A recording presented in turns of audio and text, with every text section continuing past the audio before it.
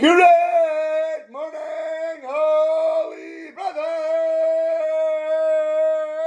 Thank you very much for joining us on our pathway to peace, inside the garden of peace. If you're following along, we're on the top of page 65, and today's lesson is called Blasting Bullseyes. Right on target. We should always be. Don't stray and don't delay. Here we go. There's other people here too that are off camera. If you're interested, maybe they'll say a few words. With the wife's list of complaints in hand, the rabbi told the husband, we were in the middle of a story last time about how a wife complained that her husband was always what? Do you remember?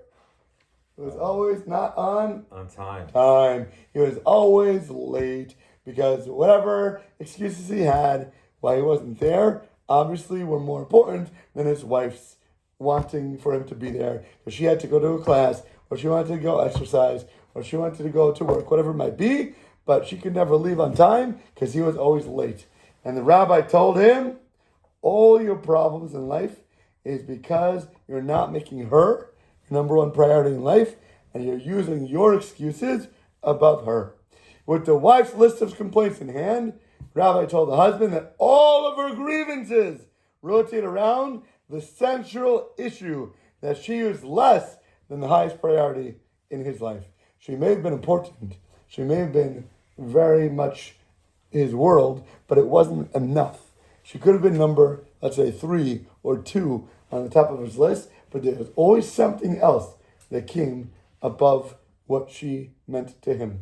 He speaks to her, but let's say his eyes are inside a book, or he's stuck in a newspaper, or he's on his iPhone, whatever it might be. She wants his attention. She's asking him to listen to her, but he's not giving her the full attention. Nowadays, it's almost all the time I see couples, they're talking to each other, the guy's holding his phone.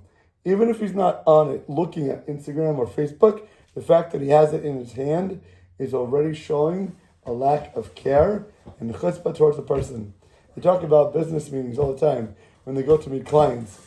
If they're even holding their phone while they're talking to the person, it shows a lack of interest. Even if it's not on or they're not looking at it, if it's in their hand, they're already deprioritizing the people in their meeting. It shows, like when you're on a date, don't hold your phone while you're eating. Put it away and show her, listen, right now, your time is mine. If there's an emergency, set a special ringer or for a person that you may have to look at. But if anything is dinging, it's taking away from being here in the moment, and she's going to feel a disrespect towards her. He speaks to her, but is not listening. When it comes home late, and his wife might have missed her best friend's wedding, or she goes late to it, she asks him to pick up her meat from the local butcher on the way home, but guess what? Oh my gosh, he was in a rush, and it slipped his mind. If something is important to you, you make a point not to miss it. Or if you're the type of person that you know you're going to mess up, so make reminders. That's what stickies are for. Or even on your phone, there's a thing called stickies or notes or reminders. I do this all day, all the time. I have reminders to take the laundry out of the dryer. I have a reminder to pick up kid from day camp, whatever it might be. I have all these safeguards and fences that protect me so I don't come to slip up and to mess up because it's important to my wife. Even if it's not important to me, if it's important to her especially, I'm going to make more of an effort to make sure that it's done and not miss and done on time. And guess what? If the alarm comes and I'm very busy, I'll move the alarm a few minutes later so I won't forget it and I won't miss it, but it'll keep dinging and reminding me. Got it? Her needs always seem to be ignored or forgotten by this guy. These things recur over and over again because she is not important in his eyes or not as important as she needs to be. The wife listened to the dialogue with the husband. The rabbi was there talking to him while she was still in the room. You hear this? She was able to hear what the rabbi was saying. And her eyes lit up and bug-eyed like those cartoons popping out in amazement. Rabbi blasted it right on the bullseye. I myself didn't even know how to put a finger on it. I didn't know what was bothering me. I couldn't pinpoint what was pissing me off about him. But you, in those few words, did exactly just that. You described my feelings to the T. I cannot stand being second or third in my husband's eyes, and it bothers me so much when he does other stuff and puts things more important than me. But you know what? She couldn't realize that until she heard it. And when it hit, it was like a lightning bolt struck her. So the rabbi asked the wife if there was any, while you're here, while we're in the room, while we're having this super therapy session, is there anything else that you can think of while he's here, listening to me, that is bothering you, that we can bring up right now? And guess what? Thought for a moment, said, nope, nothing. If my husband is able and capable to understand what you summed up right now in one sentence, my whole list of complaints, everything in my life would be perfect. And I would need everything. Remember, she came in with that laundry list she wrote?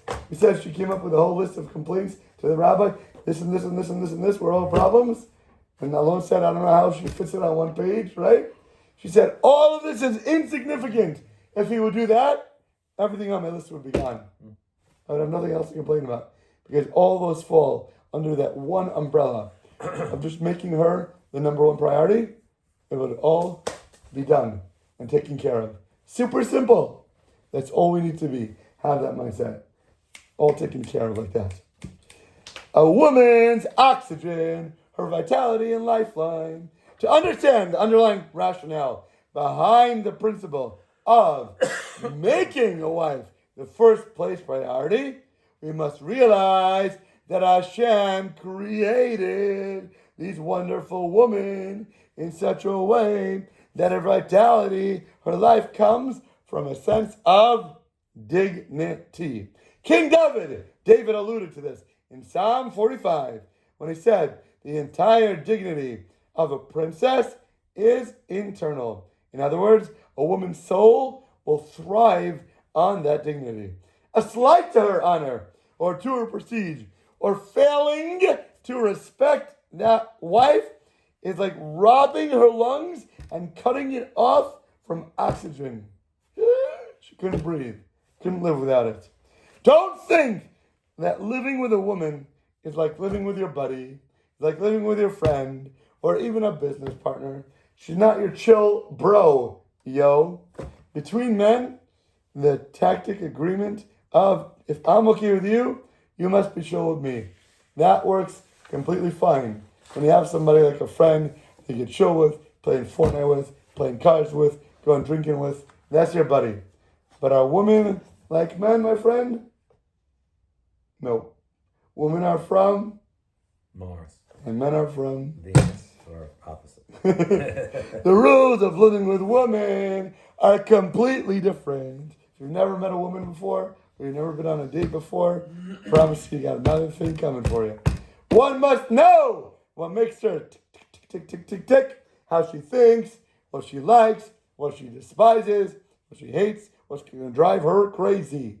More than anything, one must understand that honor and respect are the basic, fundamental foundation, prime principles, and needs to her soul. Without them, wither away like a rose or a flower without water.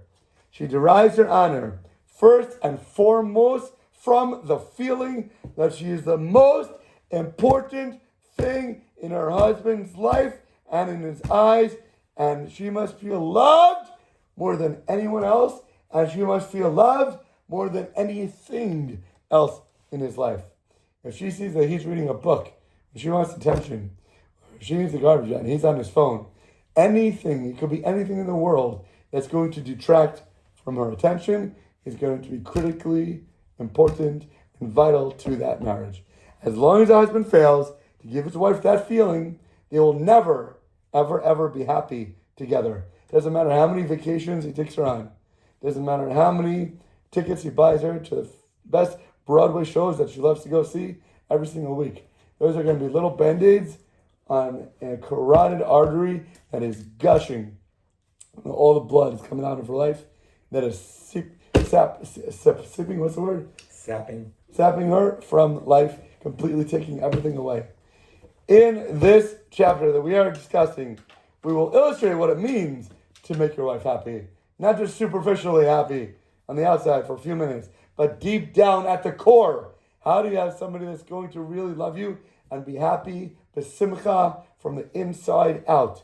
Even if the husband puts on a good act and fulfills these recommendations that we are saying, as long as he's not internalizing the feeling that his wife is his first place priority in life, he could be doing a lot of things, but guess what? She's going to know, she's going to feel what's on his face if he's doing it as a superficial or doing it deep down internal, and radiate that message to her. She will never be truly happy, no matter how much he does, if he's not feeling it and doing it from a sense of love. The Yetzer Hara, the evil inclination, is constantly 24/7 trying to destroy a person's marital bliss. You better be understanding he is trying to attack you all the time from every single angle. If a man learns how to be a good husband, wow, Yetzer Hara will still try to trip him up from another way. One will therefore be well advised to pray to God every single day for help in implementing every single teaching that we are talking about. You can be good for a day, you can be good for a week, you could be good for a month or even a year. But I guarantee you, he will never give up. He will always try another way, another angle, another approach to try to knock you down. But again, is that a bad thing? No, because we want to always up our games and we want to become better. We want to become world champions. We want to be able to defend our title when somebody attacks us. And it's not just like one time you win the belt and it's over. There are always challengers coming your way that want to steal that from you. That is the Yetzer Hara. But you know what? It gets them better in the process. And they become better at their field and in their way of working to become highest level they can achieve. You can only grow with challenges. You can only go with stresses. The more weight you put on, the bigger muscles you're going to develop. And we thank God for our Yetzer Hara every single day because that's what helps us improve. But never think for a minute he's going to give up, because he won't. Always try to get you better.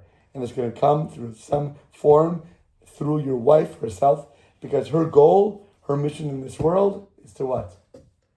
To have dignity. What's her goal, your wife's goal? To make us happy. To make us? A mirror. Did you say to make us happy? Yes, maybe, but not directly. She's here to make her husband be the best that they can be. And she will be a helper or a hindrance, depending on how you view it from your perspective. And if you see that she's trying to help you all the time to make you the best person you can be, that's the best kind of love that you can have. Because you're going to grow together and have the best marriage and the most important, respective, and love-filled harmony in the world. And with that, have an awesome, dangerously amazing rest of your day. Dun, dun, dun, dun.